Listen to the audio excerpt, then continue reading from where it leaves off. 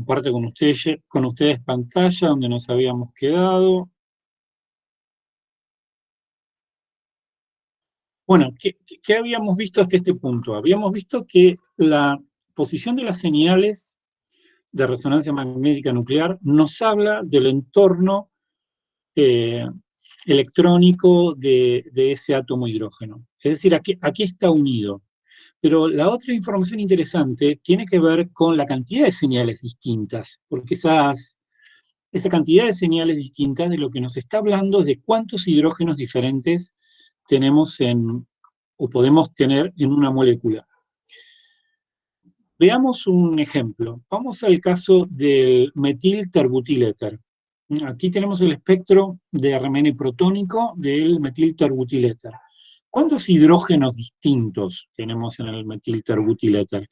Podríamos pensar que los 3 hidrógenos del metilo son equivalentes desde el punto de vista de las absorciones en resonancia magnética nuclear. Y de hecho lo son, se llaman magnéticamente equivalentes.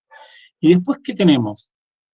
Tenemos 3 metilos, pero que en lugar de estar unidos directamente a un oxígeno, están unidos a un átomo de carbono. Estos hidrógenos de los metilos representados por el círculo amarillo son no solamente equivalentes entre sí para cada metilo, sino que para los 3 metilos son equivalentes. Y efectivamente, entonces deberíamos tener 2 señales distintas. Una asociada a los hidrógenos del metilo unido directamente a oxígeno, que son estas, que está bien, porque el oxígeno está unido directamente a este átomo de carbono, y después una señal que vamos a ver un poquito más adelante, que integraría para 9 hidrógenos, correspondiente a los hidrógenos unidos al metilo del terbutilo, que aparece un desplazamiento más bajo. ¿Por qué? Porque el oxígeno está más alejado que en el caso anterior, está 1, 2, 3 enlaces.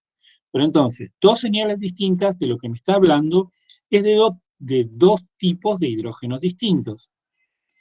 Vamos a otro ejemplo. Acá tenemos el ejemplo del acetoacetato de terbutilo. ¿Se acuerdan de la síntesis acetoacética? Bueno, tenemos, fíjense, el hidrógeno del metilo de la punta del acetoacetato. Tenemos el hidrógeno que está entre el carbonilo y el carboxilo, y tenemos los hidrógenos de los metilos del terbutilo. Esas 3 señales son 3 señales diferentes, porque corresponden a 3 tipos de hidrógenos que tendrían 3 desplazamientos diferentes, precisamente. El hidrógeno más ácido, el que está en el medio del carbonilo y el carboxilo, es esta señal que está marcada con verde. El metilo adyacente al carbonilo es la que está marcada con rojo, y el metilo de los 3 terbutilos es el que está marcado con amarillo. 3 tipos de hidrógenos químicamente equivalentes implican que tiene que haber 3 señales, o sea que la cantidad de señales de lo que me está hablando es de los hidrógenos químicamente equivalentes. Químicamente equivalentes quiere decir que son hidrógenos que aparecen con el mismo desplazamiento. Aquí, nada, está la descripción de lo que les acabo de decir del caso del acetoacetato de terbutilo para cuando vuelvan a leer el PowerPoint. Vamos a otro ejemplo. Ortosileno, ¿sí? O 1,2-dimetilbenceno. Fíjense, ¿qué tendríamos? Tendríamos, ¿cuántos hidrógenos químicamente equivalentes tendríamos? Por un lado tenemos los hidrógenos de los metilos. Tengo 2 metilos, pero esos hidrógenos seguramente aparecerían a un desplazamiento entre 1 y 2 partes por millón. Efectivamente son estas señales, esta señal, que es una señal muy sencilla, que aparece a un poquito arriba de 2 ppm.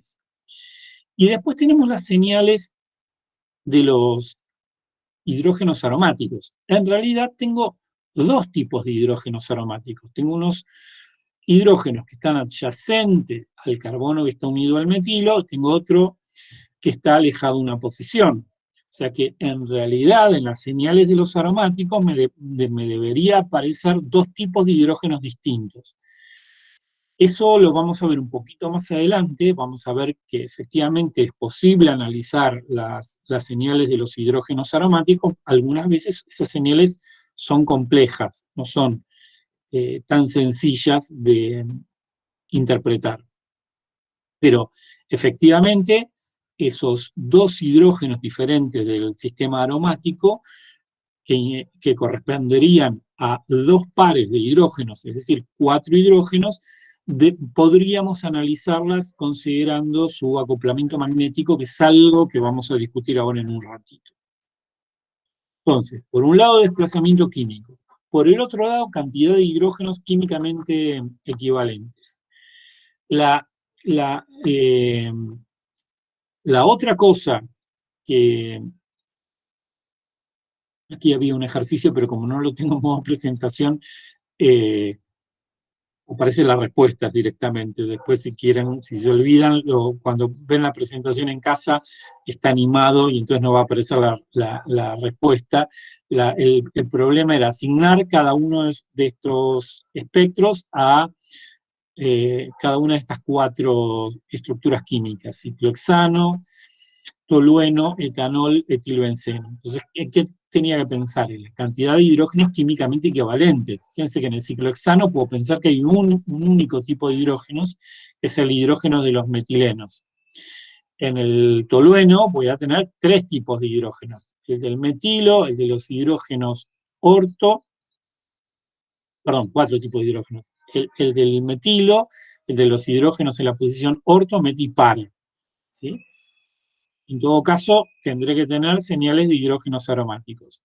En el etanol tendré que tener 3 señales correspondientes al metilo, al metileno y al hidrógeno unido oxígeno. Y en el etilbenceno tendré que tener las señales del etilo, que serán 2 señales a la izquierda, campos altos del espectro, y señales para el sistema aromático. Entonces, pensando en la cantidad de hidrógenos equivalentes, es que podemos llegar a la conclusión de que este es el espectro del ciclohexano, este es el espectro del tolueno, este es el espectro del etilbenceno. Fíjense que se parece al del tolueno, nada más que me aparece una señal más, porque etilbenceno tiene un metileno que no tiene tolueno, y esta es la señal del etanol. Tengo 3 señales porque tengo un metilo, un metileno y el hidrógeno unido oxígeno. Vamos con la otra información que es útil en el caso de RMN protónico, que es el área de los picos. De la misma forma que en cromatografía puede integrar el área de los picos, en RMN puede integrar el área de los picos. Y el área de los picos me habla de la cantidad de hidrógenos presentes a un desplazamiento particular. Se puede integrar o se puede medir la altura. Digo, en general, en los equipos más viejos me aparecía en la forma de un gráfico donde se señalaba con una altura el área en términos relativos para ese pico. Este es un espectro de un RMN viejo, en general de la época de, cuando vean un papel cuadriculado de fondo, ese es un RMN hecho en la década de los 80, por ejemplo, donde no había computadoras todavía, y sí había computadoras específicas para ese equipo, pero el RMN se dibujaba poniendo un papel cuadriculado como este sobre un graficador que dibujaba primero con un trazo en negro el equipo y la señal de integración en azul. ¿Sí? Yo llegué a usar ese tipo de equipos de RMN. Y donde la altura, en este caso, es proporcional al área debajo de cada una de las señales. Fíjense que para el caso del metanol, perdón, este caso es el caso del terbutanol, perdón, no es el caso, es el caso del el metil terbutiléter, discúlpenme, metil terbutiléter. Tengo estos hidrógenos que corresponden a este metilo marcado en rojo y estos 3 otros hidrógenos que corresponden a los metilos del terbutilo, que son los que están a desplazamientos más bajos. Tengo 9 hidrógenos para estos metilos químicamente equivalentes y tengo 3 hidrógenos para este metilo químicamente equivalente. Es decir, que la altura, la relación de alturas tendría que ser 9:3. Es decir, lo que voy a ver es una relación 3:1. Y de eso no me tengo que olvidar nunca, porque lo que voy a ver es una altura mínima, una relación mínima de áreas. Eso, cuando midan una regla, esto será 1 centímetro y estos serán 3 centímetros. Eso no quiere decir que hay un hidrógeno y 3 hidrógenos. Quiere decir que estos hidrógenos químicamente equivalentes están en relación con estos otros hidrógenos químicamente equivalentes en una relación 3:1. ¿Sí? Pero 3:1 es una proporción equivalente a 9:3. Eso es lo que tengo que tener en cuenta. Por ejemplo, aquí tengo otro ejemplo de esta 2-metil-2-butanona. Me aparecen señales para este metilo, para este metileno, para estos metilos que están unidos, perdón, este es el 3-hidroxi, 3-metil-butanona. Me aparecen estos metilos que están unidos al carbono que está unido al hidroxilo. Entonces, fíjense, tengo metilos asociados a carbonilo, que son los que me aparecen en un desplazamiento de 2,2. Después tengo este metileno, que es el que me aparece a un desplazamiento de 2,6. Aquí tengo estos metilos que me aparecen en un desplazamiento de 1,2, y este hidrógeno, que es el hidrógeno para el oxidrilo, que me aparece a 3,8. La integración, ¿sí?, que responde estas alturas, que en rojo representan este salto de integración, siguen la relación 0,5, 1, 1,5, 3. Es decir, yo lo que voy a hacer es multiplicar por 2, porque voy a intentar que alguno de los valores de integración tenga el valor de 1, el más pequeño, y entonces eso ¿qué quiere decir? Que la señal que está a 3,8 ppm le correspondería a un área relativa de 1, y entonces la señal siguiente, que sería la que estaría a 2,6 ppm, les correspondería a un área equivalente de 2 y tendría 2 protones. La que está a 2,2 ppm le correspondería un área de 3, entonces tendría 3 ppm, y la que está a 1,2 ppm le correspondería un área de 6. Y por lo tanto, tendría asociados 6 protones. ¿Sí? O sea, la moraleja de esto es que no hay que olvidarse que la integración de las áreas me da una relación mínima. Es el mismo problema que tengo entre fórmula mínima y fórmula molecular. La integración me da una relación mínima de áreas. No quiere decir que necesariamente sea esa, puede ser un múltiplo de 2, un múltiplo de 3. Aquí tienen resumida la discusión de que efectivamente son relaciones mínimas las que van a encontrar. Y vamos al tema probablemente más importante, que es el tema de la forma de las señales, que habíamos dicho que es lo que se denomina multiplicidad de la señal, que es tal vez el tema más difícil de entender o que introduce más complejidad a la hora del análisis. La multiplicidad, es decir, la forma de las señales, es muy importante porque nos habla de la presencia de los vecinos. Aquí tenemos el ejemplo del caso del 1,2,2 tribromoetano. O sea, tengo en un carbono un bromo, y ese carbono es un metileno, tiene 2 hidrógenos, y en el carbono adyacente tengo 2 bromos conectados y un hidrógeno que no es químicamente equivalente al anterior. ¿Por qué? Porque este hidrógeno está conectado a 2 bromos y a un carbono que está conectado a 2 bromos, y el de la derecha está conectado a un carbono que únicamente tiene un bromo. Siguiendo lo que habíamos aprendido antes, los hidrógenos unidos a carbonos que tienen más heteroátomos me aparecen a desplazamientos más altos, es decir, más a la izquierda del espectro, a campos más bajos o desprotegidos. Entonces, si tengo dos señales, una a la izquierda y otra a la derecha, la señal de la izquierda tiene que ser la del hidrógeno que llamamos HA, la que está unido al carbono que tiene dos bromos. La señal de la derecha es la que está unido al carbono que tiene un único bromo, que en este caso llamamos HB. Entonces, el desplazamiento me habla de estas dos señales diferentes. ¿Qué otra cosa debería ser diferente? La integración. Si yo tuviera el dato de la integración, la señal de la izquierda integraría para un protón, la señal de la derecha integraría para dos protones. Ahora, ¿qué es lo que es fundamentalmente diferente? Lo que es fundamentalmente diferente es la forma. Fíjense que esto, vamos a decir, tiene forma de triplete, ¿sí? Tengo una señal que la puedo descomponer como tres señales, una más intensa en el medio, secundada por dos señales laterales. Y esta señal que está acá es una señal que voy a llamar doblete, porque es la descomposición en dos señales simples. Ahora, ¿por qué estas dos señales que corresponden a dos hidrógenos químicamente no equivalentes son distintas?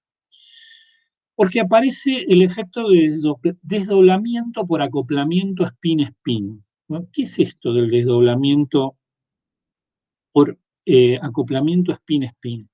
Plantémonos en el hidrógeno HB, ¿sí? En el hidrógeno del metileno de la derecha. Si yo miro desde el metileno HB al hidrógeno HA, ¿qué va a pasar? El hidrógeno HA podrá tener su spin magnético paralelo o antiparalelo respecto del campo magnético externo.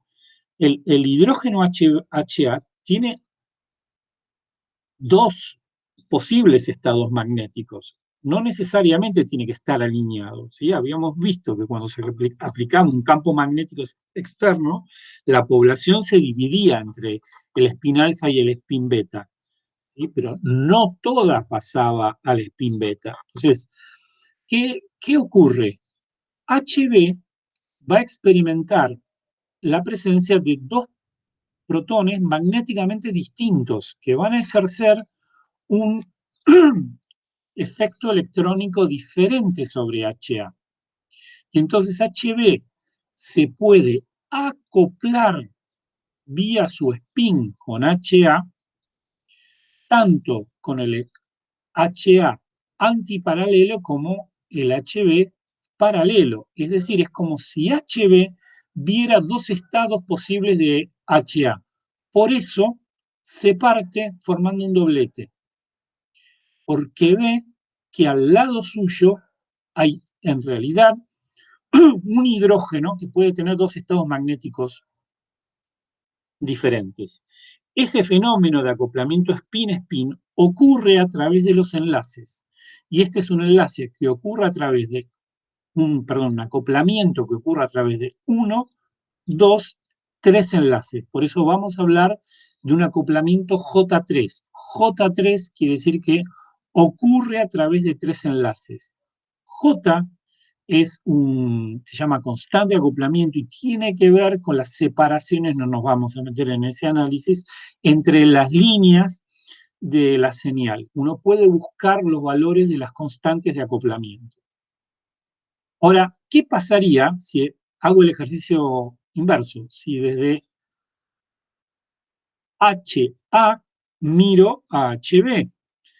Bueno, aquí teníamos una transparencia que refuerza lo que les decía antes. Si desde HB miro HA, puedo tener dos estados, el paralelo y el antiparalelo. Uno refuerza el campo externo, el otro se opone al campo externo. Y por eso me aparecen dos señales para HB.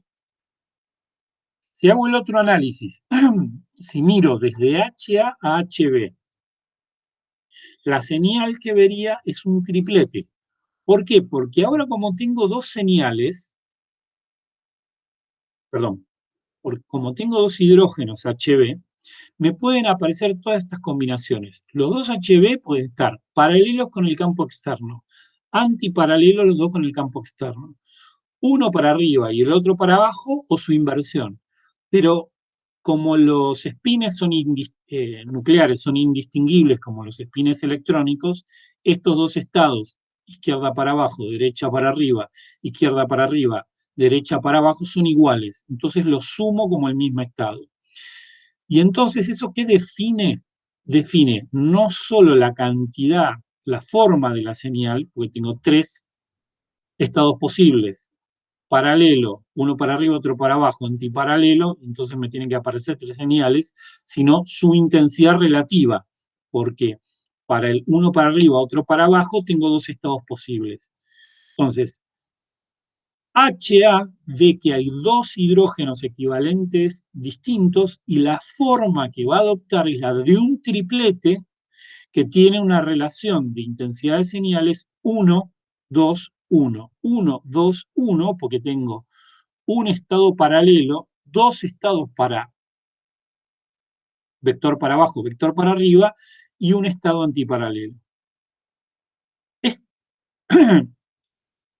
Si en lugar de tener dos hidrógenos en el carbono adyacente tuviera tres hidrógenos, que sería el caso de un metilo, el análisis es el mismo. Pienso cuántas posibilidades tengo para todos esos vectores magnéticos. Entonces tendría los tres para arriba, uno para abajo, dos para abajo, uno para arriba, los tres para abajo, o combinaciones de uno para arriba, uno para abajo, uno para arriba. Si pienso en todas las combinaciones posibles de, de la magnetización de los núcleos, llegaría a la conclusión de que la forma que tendría que tener es la de un cuarteto, es decir, cuatro señales que tienen que tener entre sí una intensidad relativa 1, 3 para las dos señales centrales, 1 para la otra señal del costado. Eso nos conduce a una regla que se llama la regla del n+1 para la multiplicidad de las señales, que es la siguiente. Si tengo un hidrógeno que está unido a un átomo de carbono, que no está unido a nada más, esa señal, o sea, si el número de protones equivalentes que se pueden acoplar es 0, esa señal va a aparecer como un singulete. Si ese hidrógeno está unido a un protón que se puede acoplar con él, esa señal me va a aparecer como un doblete con intensidad 1, 1. Si hay dos protones equivalentes que se pueden acoplar con él, va a aparecer como un triplete. ¿Y cómo calculo la intensidad? Siempre empiezo con 1 en esta suma de intensidades. Pongo un 1 y ahora la señal central se compone así. Sumo 1 más 1, 2 y pongo un 1 a la derecha. Si tengo tres hidrógenos equivalentes, la señal va a ser un cuadruplete y voy a ver cuatro señales que van a tener intensidad relativa. 1, 1 más 2, 3, 2 más 1, 3, 1. Y así sigo. Si tengo 4 es un quintuplete, si tengo 6 es un sextuplete, 5 es un sextuplete, si tengo 6 es un septuplete o heptuplete. O sea que la multiplicidad de la señal me habla de la cantidad de hidrógenos que tiene el carbono vecino. Vamos a un ejemplo. Acá tengo dos hidrógenos que están acoplados a lo largo de tres enlaces. Están acoplados en un sistema spin-spin J3. ¿Sí? HA es el hidrógeno cuya forma represento a la izquierda en este box en azul. HB es el hidrógeno que represento en el box amarillo a la derecha. Entonces, HA que B, al lado tiene un único hidrógeno. Entonces, aplico la regla de +1. HA, si solo tiene un hidrógeno equivalente a la derecha, ¿qué debería ser? Él debería ser un doblete. Y ahora me voy a HB. HB, ¿qué va a haber? Solo HA. Y entonces él va a ser un doblete. Ahora imagínense que en el carbono de la izquierda, en vez de haber un único HA, hay dos. Y en el carbono de la derecha hay un único HB. Entonces, HA, ¿qué ve? Un solo hidrógeno equivalente a la derecha. Entonces, él que va a seguir siendo un doblete. Pero ahora, HA, ¿qué ve? Dos hidrógenos equivalentes. Entonces, aplico la regla del N+1. Si hay dos hidrógenos equivalentes, él va a tener que aparecer como un triplete. Vamos al caso donde tengo dos hidrógenos sobre HA y dos hidrógenos sobre HB. ¿Cómo sería la señal de HA? Sería un triplete. ¿Cómo sería la señal de HB? Sería un triplete también. ¿Qué pasa si HA es un metilo y tengo tres hidrógenos equivalentes y sobre el carbono unido HB tengo un único HB?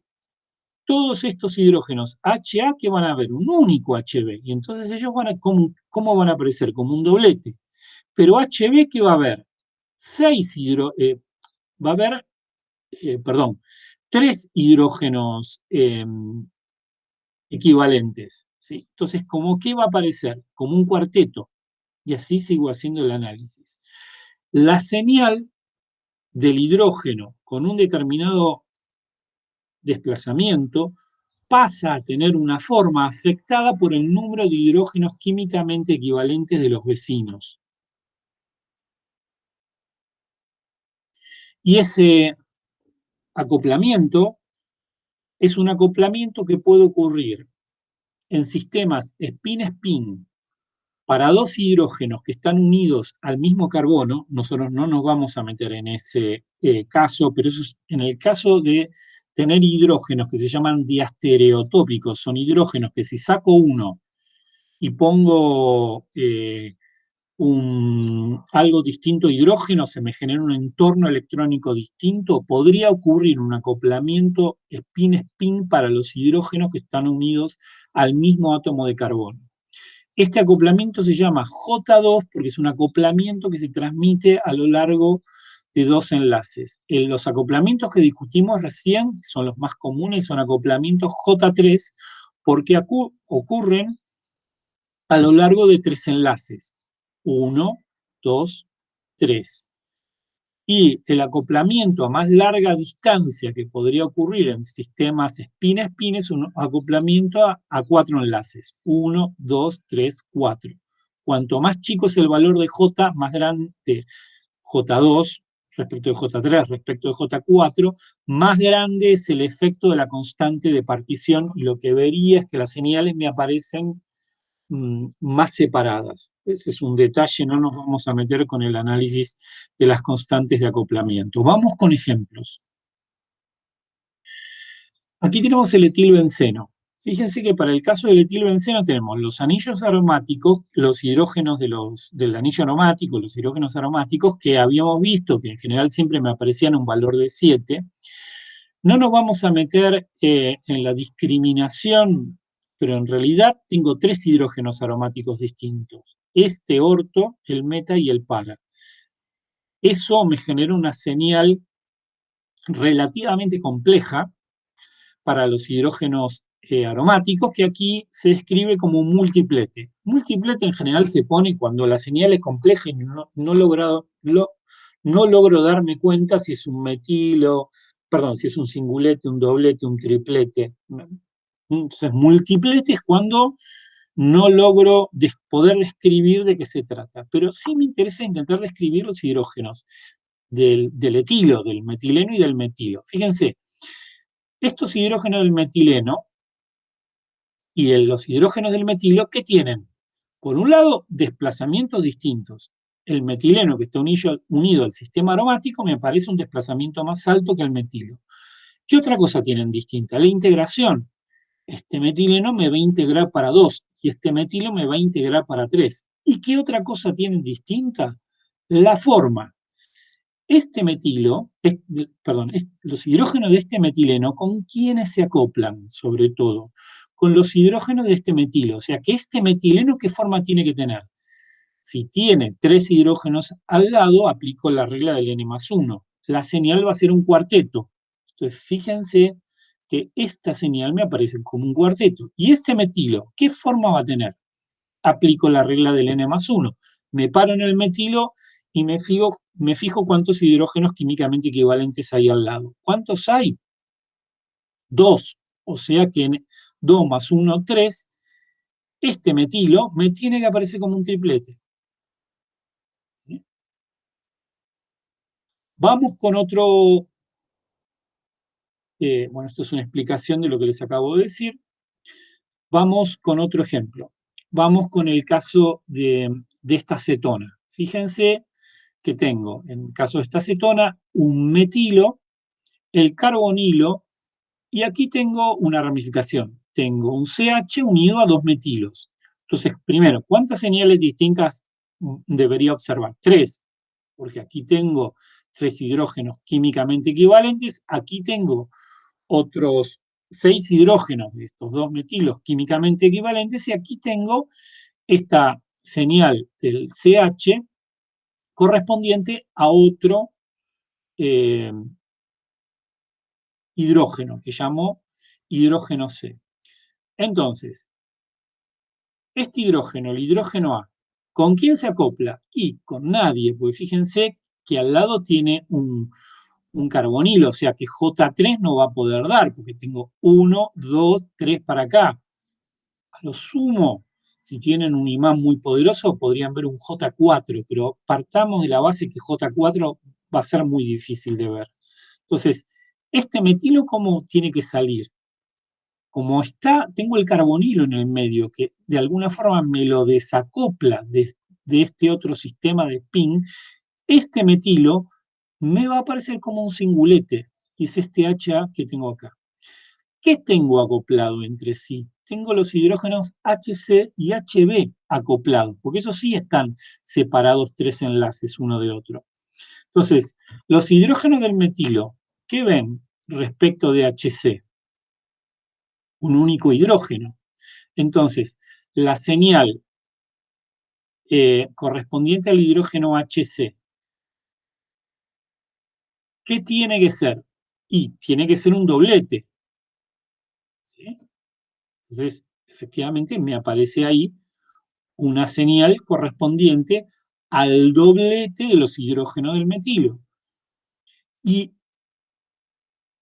HC, ¿qué tiene qué multiplicidad tendría? Me paro en HC y me fijo la cantidad de hidrógenos equivalentes que hay. ¿Cuántos hidrógenos hay? 6. Tengo 3 de este metilo y 3 de este otro metilo. O sea que tengo la forma del pico debería reflejar 7 señales, es decir, un heptuplete. Fíjense que efectivamente me aparece un heptuplete acá. 1, 2, 3, 4, 5, 6, 7. Esta señal es la del hidrógeno H sub C. Entonces, la multiplicidad me habla de la cantidad de hidrógenos químicamente equivalentes, en general separados 3 enlaces, es decir, sobre los carbonos vecinos. Aquí tengo otro caso, que sería de este éster. Fíjense que este éster tiene, por un lado, el esqueleto carbonado, que correspondería a la parte ácida del éster, donde tengo un metileno y un metilo, y después, correspondiente al resto alcohólico, tengo este propilo, donde tengo un CH y dos metilos. Entonces voy a tener dos sistemas de spin. Este metileno acoplado con este metilo y este CH acoplado con este metilo. Entonces, este metilo, ¿qué va a haber al lado? Dos hidrógenos, o sea que va a ser un triplete. Y este que va a haber al lado, tres hidrógenos, o sea que va a aparecer como un cuarteto. Perdón, va a haber un único, sí, digo bien, un cuarteto. O sea que, fíjense, HC es este cuarteto, porque ve tres hidrógenos del metilo, y HD es este triplete porque ve dos señales diferentes. Después que tengo este otro sistema de spin, el conformado por los hidrógenos, HA y HB. Ahí, eh, ¿qué voy a ver? El hidrógeno HA ¿Qué ve? Los hidrógenos del carbono que está unido a HB, o sea, los hidrógenos de aquí que ven un único hidrógeno, o sea que ellos van a aparecer como un doblete. Tengo esta señal del doblete. Y el hidrógeno HB, ¿qué pinta va a tener? ¿Y cuántos hidrógenos químicamente equivalentes tengo? 7, porque tengo estos 3 del metilo y estos otros 3 del metilo. Entonces, la señal HB va a aparecer como un heptuplete. Entonces, me aparece información del desplazamiento químico, de la cantidad de hidrógenos químicamente equivalentes, porque me aparecen teniendo 4 hidrógenos diferentes, 4 señales, la información de la integración y ahora la información de la multiplicidad de las señales. Aquí tengo otro ejemplo donde tengo el caso de paranitrotolueno.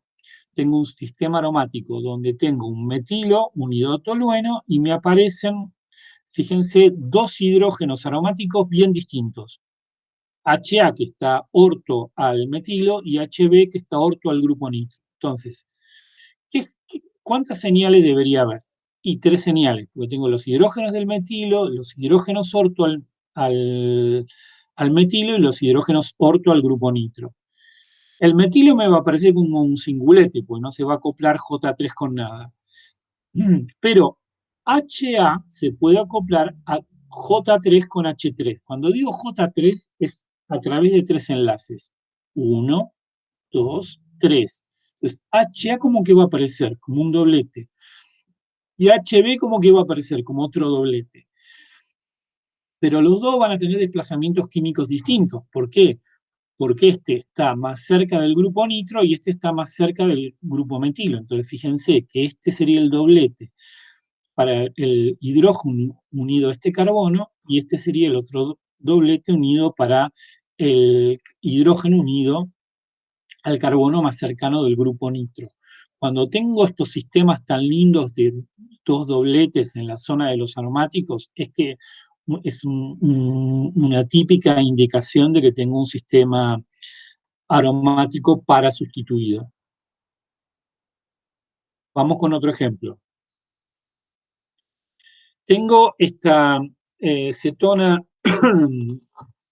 cíclica alfabeta insaturada, esta dimetilciclohexenona. Fíjense que acá tengo mayor cantidad de señales, porque por un lado tengo hidrógenos vinílicos correspondientes a este doble enlace, con lo cual debería tener señales entre 5 y 6, porque los hidrógenos vinílicos se acuerdan que aparecían a desplazamientos altos por el efecto inductivo de campo inducido del doble enlace carbono-carbono. Después tengo señales de estos metilenos, que son distintos, porque uno está más cercano al carbonilo y el otro está un poquito más alejado. Y después tengo señales de los hidrógenos de estos metilos. O sea que ¿cuántos hidrógenos distintos tendría? 1, 2, 3, 4, 5. Me tienen que aparecer 5 señales. 1, 2, 3, 4, 5. Acá en las indentaciones tengo una ampliación de las señales. Fíjense cuántos sistemas de spin tengo y cómo se acoplan. El hidrógeno vinílico marcado en amarillo se acopla con el hidrógeno vinílico que está en rojo. Entonces, la señal en amarillo y en rojo, cada una de ellas tiene que ser un doblete. Efectivamente es un doblete. Los hidrógenos de los metilos no se acoplan entre sí porque están separados por un carbono cuaternario, entonces no tienen forma de acoplar uno con otro ni con los carbonos vecinos. Entonces, estos hidrógenos marcados en azul de los metilos, ¿cómo van a aparecer? Como singuletes. Y estos metilos de los metilenos, ¿cómo acoplan entre sí? Y este hidrógeno que ve que al lado hay 2 hidrógenos y entonces aparece como un triplete. Y este que ve que al lado hay 2 hidrógenos y aparece como un triplete. Cada una de estas señales efectivamente es un triplete. Entonces, nuevamente tengo la señal correspondiente a 5 tipos de carbono, de hidrógenos químicamente equivalentes, que corresponden entonces a 5 desplazamientos distintos, tengo 5 desplazamientos distintos dependiendo del entorno electrónico particular de cada hidrógeno, tengo 5 valores de integración distintas y que tengo señales, formas de la señal diferentes para cada uno de los hidrógenos, es decir, multiplicidad distinta. Entonces aquí hay un pequeño resumen de las cuestiones que es conveniente tener en cuenta al interpretar la hora, un espectro de RMN. Lo primero que les dicen es que si tienen la fórmula molecular, que calculen el IDH. El IDH, ¿se acuerdan que era el índice de eficiencia de hidrógeno? Eh, que nos da mucha información porque nos va a indicar si la potencial presencia de dobles enlaces o de sistemas cíclicos, después que veamos la presencia de cinguletes anchos que pudieran estar asociados a hidrógenos de alcoholes o de aminas.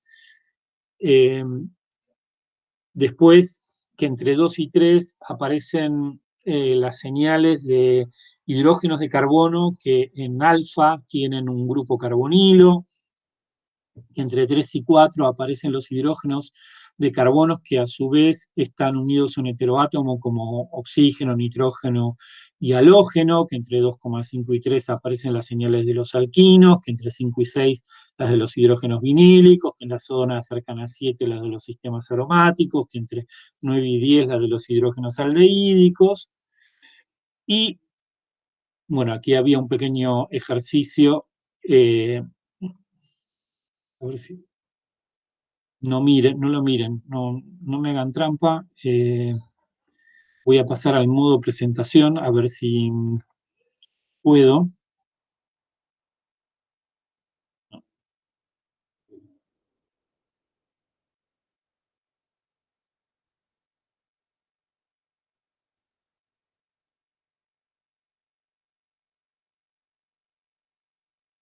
Ahí está, espero que no hayan visto nada. Eh, Tienen un pequeño ejercicio, ¿sí? Fíjense, tienen un compuesto que tiene fórmula molecular carbono 3, hidrógeno 7, cloro. Les puse la fórmula del IDH para que no se olviden, para que puedan sacarla rápidamente. Tienen el RMN protónico, ¿sí? Que tiene 3 señales distintas. Ahí tienen la ampliación de cada una de las señales. Fíjense si se les ocurre una estructura posible para ese compuesto de fórmula molecular, carbono 3, hidrógeno 7, cloro. Tómense un par de minutos y, y lo discutimos.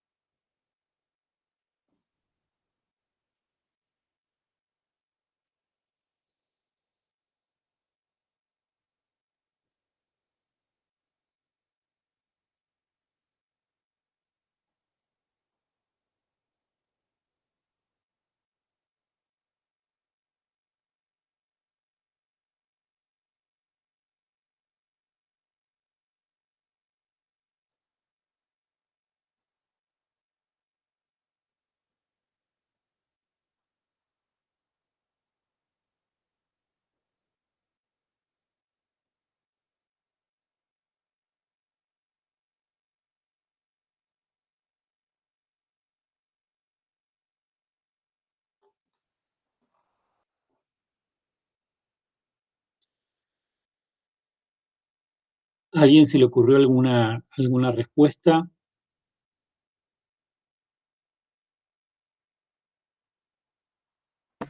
Profe, o sea, siempre partimos de tener la fórmula. En general vas a tener la fórmula como datos. ¿Se acuerdan que yo les había dicho que había un modo de masa que se llamaba HRMS, High Resolution Mass Spectrometry, Ujú. y que era muy útil para calcular el guión molecular con mucha exactitud de una sustancia? Precisamente Sí, con ese guión molecular medido con alta exactitud puede obtenerse haciendo cuentas con las abundancias isotópicas la fórmula molecular. Es bien, la versión moderna de lo que hacía antes un analizador elemental. Antes, cuando uno quería obtener la fórmula molecular, todavía hoy es un equipo que se vende y que tal vez se encuentre en algún laboratorio, el contenido de carbono, hidrógeno, oxígeno, en algunos casos eh, de halógeno se puede medir con un analizador elemental, pero para moléculas realmente muy complejas, donde tengo muy poca masa, no me puedo dar el lujo de quemarla, en un analizador elemental, la fórmula molecular puede obtenerse con más alta resolución. Volviendo a tu pregunta, lo deseable sería siempre contar con la fórmula molecular. En muchos casos no la vas a tener. ¿Qué vas a tener que hacer? Amacarte con un masa. O sea, en general, RMN siempre es complementario del masa. ¿Por ok. qué? Porque el masa, si tenés un poco de cuidado, te va a dar la información del guión molecular y entonces ahí vas a tener por lo menos una sospecha de, de- del peso molecular de tu Está bien. compuesto y potencialmente a partir de ahí puedes hacer alguna cuenta y alguna deducción Puedo, sobre, puedo ver que haya un cloro de alguna forma, entonces ya le resto el claro, ion molecular del cloro, solamente me quedan carbonos e hidrógenos y ahí, bueno, empezar a jugar al Tetris. A ver, si tenés halógenos te van a aparecer, si tenés halógenos te van a aparecer marcas isotópicas distintivas. claro, ¿Sí? perfecto. Bien. Y lo que habría que hacer en realidad entonces es, bueno, como dice, determinar la estructura, ver cómo son las conectividades carbono-hidrógeno. Claro, Okay. Sí. Y el IDH es para ver que no haya ni saturaciones.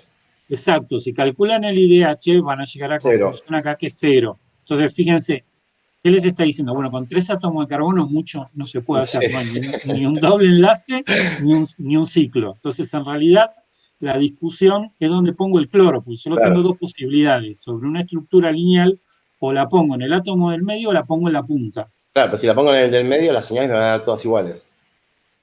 Si las pones en el del medio, te debería cambiar primero la cantidad de Claro, van a señales. dar dos señales solamente, la del hidrógeno Claro, del medio y la de las puntas. exactamente, pero acá tenés tres. Claro. Entonces, tenés un Ah, triplete a 1,36, un sextuplete a 2,1 sí. y después tenés una señal de metileno a 3,84 que es un triplete. Ese Entonces, sextuplete ya me está diciendo que hay hidrógenos que están rodeados por cinco hidrógenos alrededor suyo. exactamente, esperen que salgo del modo que justo me tapa el cartelito, vuelvo a compartir ya.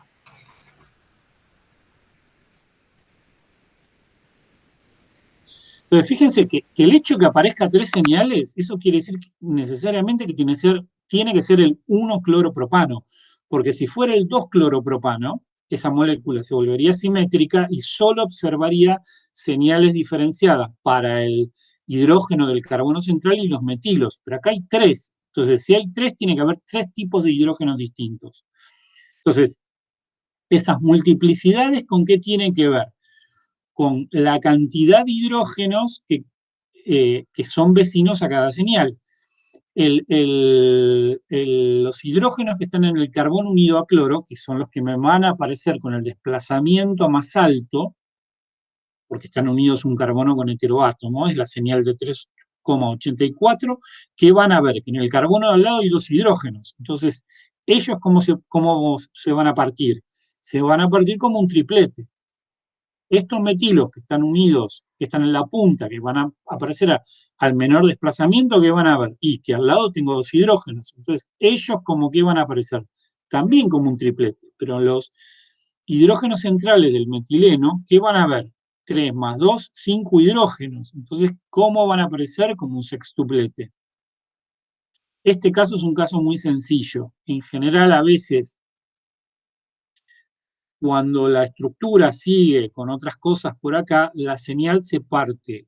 Primero se parte de una forma con un vecino y se vuelve a partir con otro, de otra forma con el vecino hacia la derecha. Y la señal se puede empezar a complicar, ¿sí? Pero no nos metamos en ese nivel de complejidad. Claro, eso le iba a preguntar, ¿qué pasa si los vecinos no son iguales entre sí? Si los Eso lo vecinos no vamos a son, ver el lo vas a ver jueves. lo vamos a ver el jueves, y es bien interesante. Por ejemplo, empiezan a aparecer cosas como dobles dobletes, dobles tripletes, Ah, ¿sí? se está riendo, Pablo. Sí, sí, no, yo tengo recuerdos de espectros que son muy feos. O sea, vos pensás que el índice de insaturaciones es uno de tus mejores amigos porque empezás a sumar todas las cosas que te pueden empezar a aparecer a medida que haces una molécula un poco más grande, con más átomos y más heteroátomos, como que empieces a tener aromáticos, dobles enlaces, múltiples oxígenos. Entonces ahí una insaturación puede ser de cualquier cosa, Claro. de un grupo carbonilo, de un ácido, de un ester, de un ciclo, múltiples insaturaciones del aromático. Claro. Entonces ahí necesitas tener como más claro bueno, dónde están las señales, en qué desplazamiento se encuentran, cuántas insaturaciones tengo y cómo eso se Ujú. va compilando en función de las multiplicidades que tenés y los acoplamientos. Es como un juego. Exactamente, es como Es un empezar a juego. jugar. La Sí. ventaja que tienen acá es la simulación que van a discutir con Pablo. O sea, Ah, buenísimo. algo que era un poco más difícil de hacer en masa, aunque el simulador está online, que les dejé el link, ese tiene un predictivo de espectro de masa también. Pero para interpretación de RMN la simulación es muy útil. Mm. Lo que viene ahora es una serie de ejemplos que les voy a dejar para que jueguen solos en casa. O sea, les proponen un RMN protónico, una fórmula molecular y ustedes tienen que decir de qué se trata. Y tienen varios de esos, ¿sí? Pero lo que quiero es que jueguen con esos ejercicios ustedes. No quiero eh, adelantarme y discutirlo, pónganlo en modo presentación, porque si lo ponen directamente le aparece la respuesta, ¿no? No se hagan trampa, pónganlo en modo presentación y está animado para que aparezca el espectro y después les aparezca la respuesta, ¿sí? Lo que quiero discutir en la última parte del taller es el RMN de carbono 13, que lo comparto. Por suerte, el RMN de carbono 13 es muchísimo más sencillo de interpretar que el RMN de hidrógeno. Si yo el RMN de carbono 13 precisamente se mide sobre el isótopo menos abundante de carbono, que es el carbono 13, porque carbono 12 no tiene actividad magnética en su núcleo. ¿Eso qué implica? Implica que para adquirir un espectro de carbono 13 necesito un tiempo de experimento habitualmente mayor que para obtener un espectro de RMN protónico. En los equipos de pulsos modernos, en general, adquirir un RMN protónico, una muestra común, puede demandar 15 segundos, son 8 pulsos. ¿Sí? Tardo más en meter la muestra en el imán y ajustar el campo que en realizar la adquisición del espectro en sí. Cuando paso a trabajar en carbono 13, como la abundancia del isótopo que yo voy a medir es mucho menor, en general tengo que recurrir al truco de acumular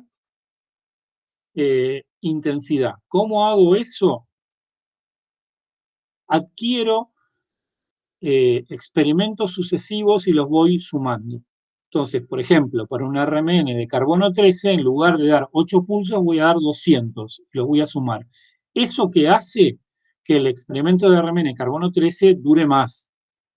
Si para hacer un protón, un operador hábil, entre que mete y saca la muestra del equipo, lo puedo hacer en 5 minutos, para un carbono 13, si tengo 50 miligramos, me va a llevar 15 minutos. Pero si tengo 5 miligramos, me puede llevar 2 horas, porque tengo que acumular más, ¿sí? La otra cosa a tener en cuestión, que en realidad el carbono 13 es un núcleo que puedo acoplar con hidrógeno 1. Entonces, cuando uno registra carbono 13, en realidad desacopla, es como si obligara al carbono 13 a no ver al hidrógeno. Eso se llama carbono 13 desacoplado de hidrógeno. ¿Por qué? Porque quiero que todas las señales de hidrógeno me aparezcan como un cingulete para simplificar su análisis. La otra cosa importante es que en carbono 13, a diferencia de en RMN protónico, vamos a ver la señal del solvente. Y de hecho voy a utilizar la señal del solvente para calibrar. Y la otra cosa que es distinta, que me puedo dar cuenta enseguida si tengo un espectro de carbono 13 o de hidrógeno, es el ancho de la ventana de desplazamiento en la cual voy a medir. En general voy a medir entre 0 y 220 partes por millón. Eso tiene que ver con las frecuencias particulares a las cuales resuenan los átomos de carbono 13, que claramente no son las mismas que las de los protones. Entonces, lo interesante es que la señal de carbono 13 sigue los mismos principios de interpretación que las de hidrógeno. Voy a tener tantas señales en carbono 13 como carbonos magnéticos diferentes tenga en carbono 13. Y la posición de esa señal va a depender del entorno electrónico de ese carbono. Cuanto más grupos electronegativos estén unidos a ese átomo de carbono, ese carbono va a tender a aparecer a desplazamientos mayores, es decir, a campos más bajos o va a experimentar un efecto de desprotección. La otra cosa importante es que con carbono 13 puedo distinguir claramente si tengo un metilo, un metileno o un CH. Eso se hace con una secuencia especial de carbono 13 que se llama DEPT, no importa, pero quiero decir, es posible distinguir claramente si la señal de carbono que estoy observando corresponde a CH3, CH2, CH o carbono cuaternario. Eso es de enorme utilidad. Lo interesante es que en general los experimentos de carbono 13 se utilizan como una herramienta acoplada de interpretación en relación con el experimento de RMN protónico. Uno suele hacer los dos análisis, porque aparte, una vez que cargó la muestra en el equipo, realiza el experimento de pulsos para hidrógeno primero y después switchea el núcleo de observación y pasa a carbono 13 y hace el experimento de adquisición en carbono 13.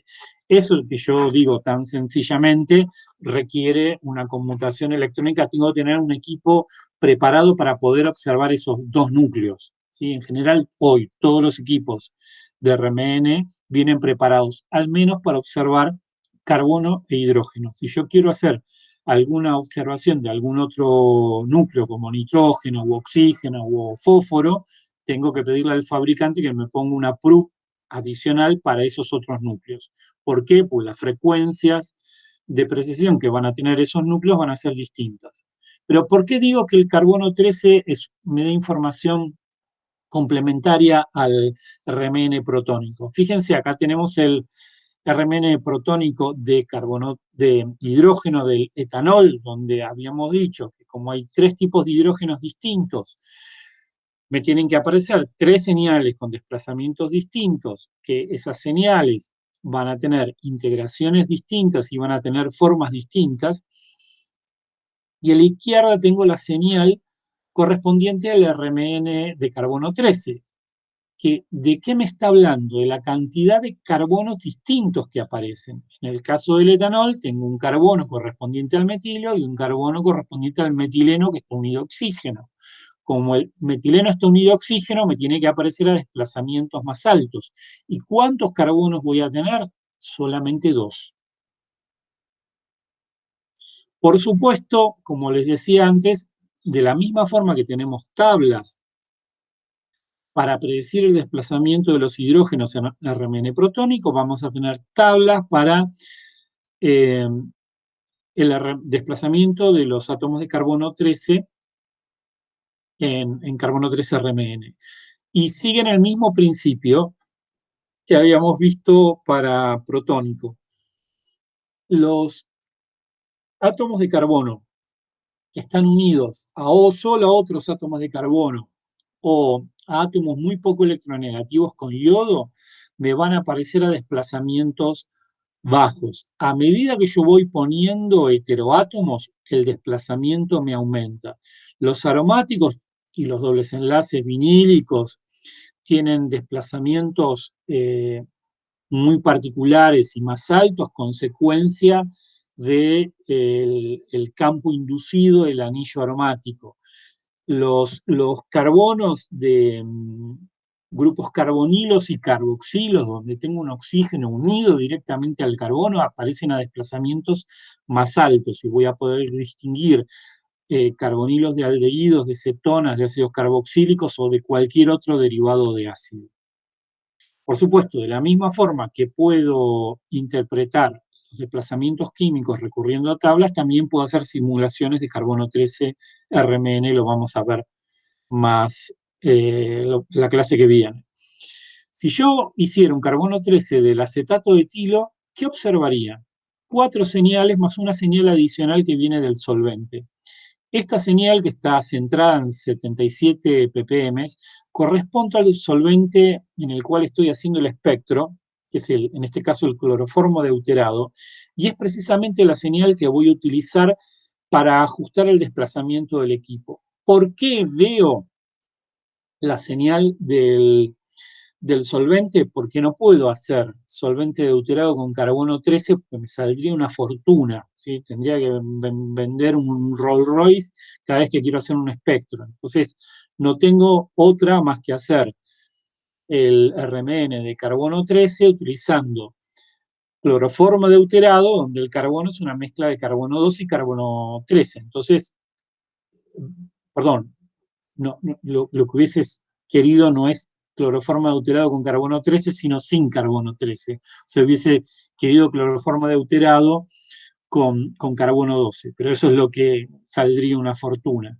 Entonces, en RMN de carbono 13 siempre voy a ver la señal del solvente, pero eso no es un inconveniente, muy por el contrario, me sirve para ajustar el desplazamiento. ¿Qué voy a tener? 4 señales para el acetato de etilo. ¿Por qué? Porque tengo 4 señales, 4 carbonos diferentes. El metilo y el metileno, el carboxilo del éster y otra vez un metilo. Fíjense que la señal que tiene que tener mayor desplazamiento es la del carbono carboxílico, que es la que me aparece como a 180 partes por millón. Después, este carbono está unido directamente a oxígeno, con lo cual me va a aparecer a un desplazamiento más alto que los otros 2 carbonos que solo están unidos a carbono.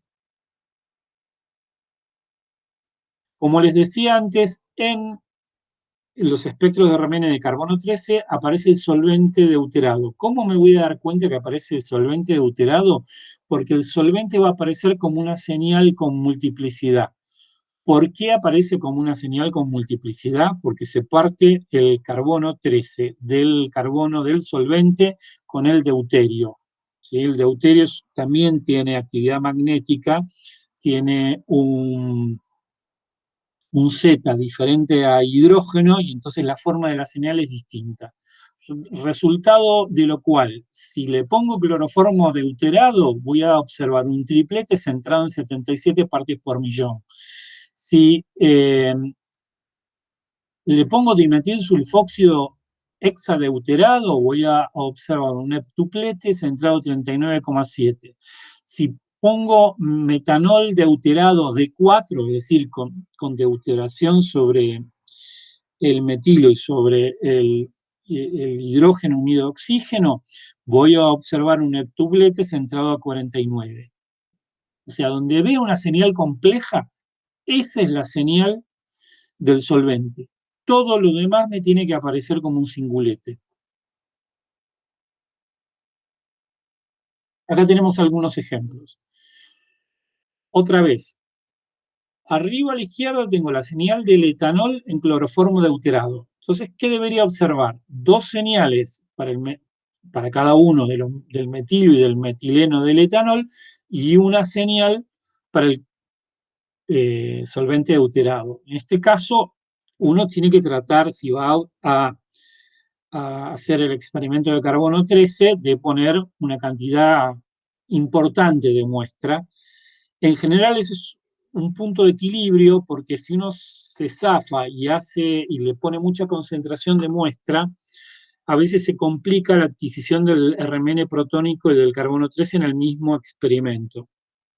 Uno pone mucha muestra, como cuando uno hace RMN protónica, observa sobre el isótopo más abundante, tiende a saturar la señal y los picos me salen muy anchos. Entonces uno tiene que poner una cantidad de muestra donde pueda adquirir con comodidad protón y carbono 13 si es que voy a hacer los dos experimentos en uno. ¿Y eso cuánto es? Yo le diría que como orientativamente entre 10 y 20 miligramos para 0,4, 0,5 mililitros es una cantidad razonable. Si hubiesen hecho el espectro de etanol en lugar de cloroformo deuterado en agua deuterada, los valores de desplazamiento de las señales variarían levemente, pero la diferencia fundamental es que no verían señal del solvente. ¿Por qué? Porque naturalmente el agua deuterada no tiene carbono. Abajo a la izquierda tienen la señal del 1-propanol.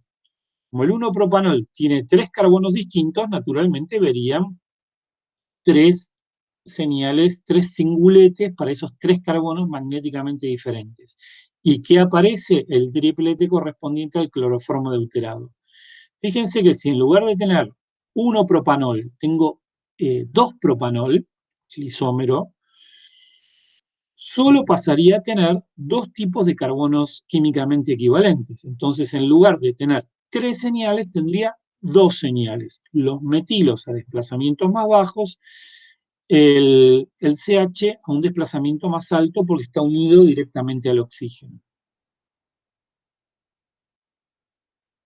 Bueno, aquí, para terminar, tenía el caso de un ejercicio, pero ya me aparece con respuesta, donde en general la información que ustedes van a tener cuando piden un experimento de RMN es la información del protón y del carbono 13. Entonces, supónganse que tienen este ejemplo, tienen una molécula que tiene fórmula molecular carbono 6, hidrógeno 12, oxígeno. Con lo cual pueden calcular el índice de eficiencia de hidrógeno. Si hacen las cuentas van a llegar a la conclusión que tienen un IDH igual a 1.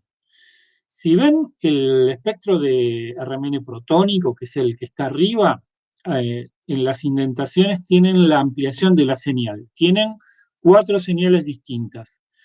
2 que están entre 2,4 y 2,6, que son estas señales en el espectro que están ampliadas aquí. ¿Sí? Una, fíjense que es un cuarteto, la otra parece una señal más compleja, es un quintuplete, pero a veces esas señales complejas pueden perder las que están en los bordes más extremos porque se pierden el ruido, y después en el entorno de 1, entre 1 y 1,1, tienen otras 2 señales, un triplete y un doblete. Esta ampliación que está aquí corresponde a esta señal que está acá. Si miran el espectro de carbono 13 y cuentan, tienen 1, 2, 3, 4, 5 señales distintas. Esta que está acá, que no se ve, debería haberla ampliado, es el triplete que corresponde al cloroformo deuterado, que es el solvente en el cual estoy haciendo la muestra. En ningún lado me dicen que es cloroformo deuterado, eso deberían decírmelo una vez que hicieron el espectro. Entonces, esta señal no la tengo que tener en cuenta, la que me parece a 77 partes por millón, porque es la del espectro.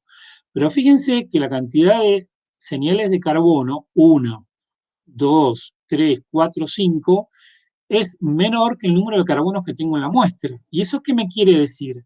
Que tengo dos carbonos químicamente equivalentes. ¿Sí? Entonces, que tenga dos carbonos químicamente equivalentes, ¿de qué me está hablando? Y me está hablando de, por ejemplo, dos metilos unidos a un CH, donde esos carbonos de los dos metilos son químicamente equivalentes. Entonces, la otra cosa que es interesante es que acá aparecen dos sistemas de espines como acoplados entre sí. Por un lado,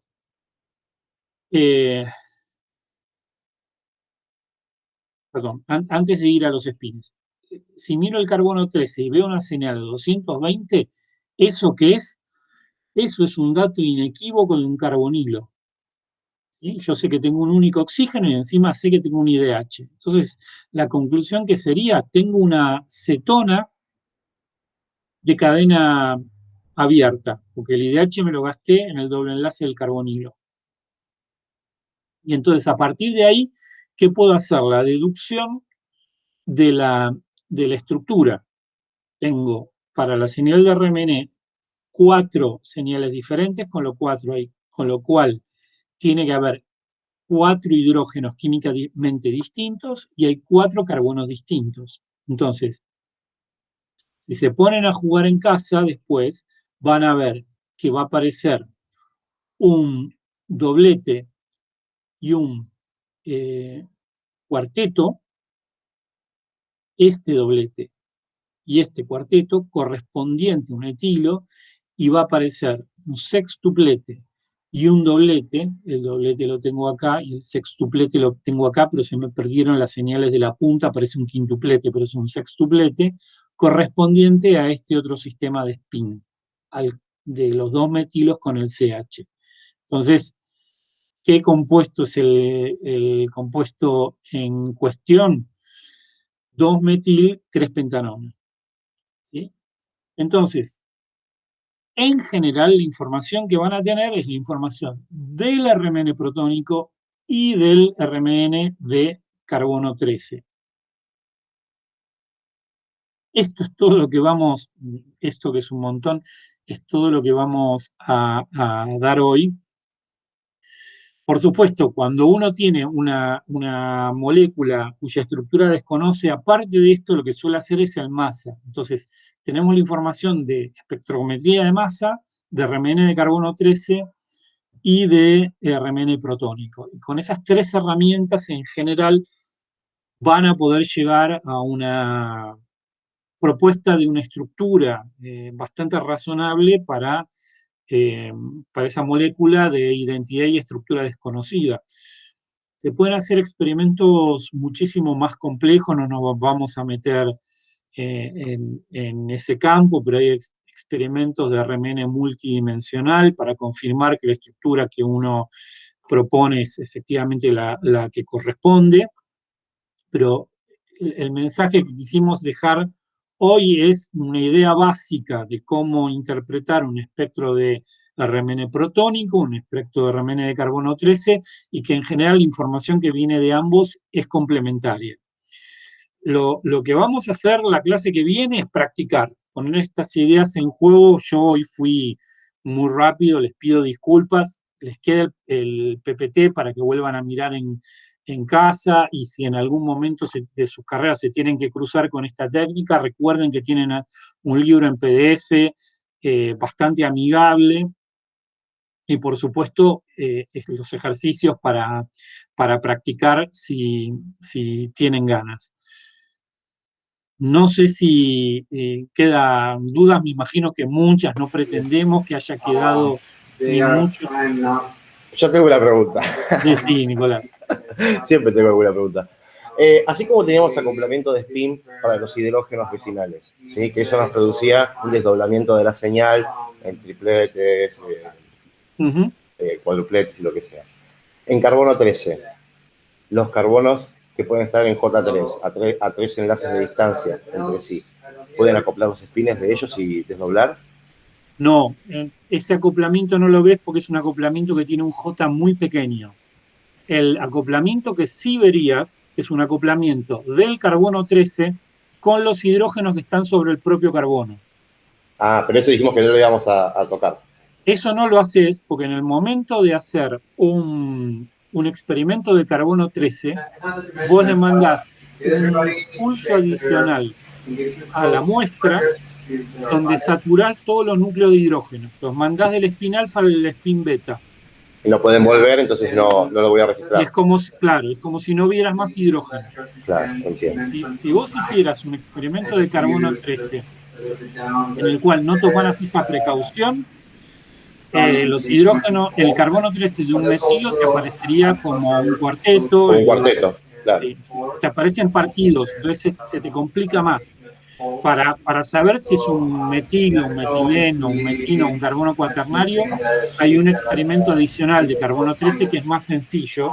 Es este experimento que te decía que se llama DEP, que te pone en fase o fuera de fase la señal de los carbonos. Si es metilo o metino, te lo tira para arriba; si es metileno, te lo tira para abajo; y si es carbono cuaternario, te lo borra del espejo. Entonces, haciendo un experimento adicional, que es el experimento DEP, vos podés saber si el carbono es CH3, CH2, CH o carbono cuaternario.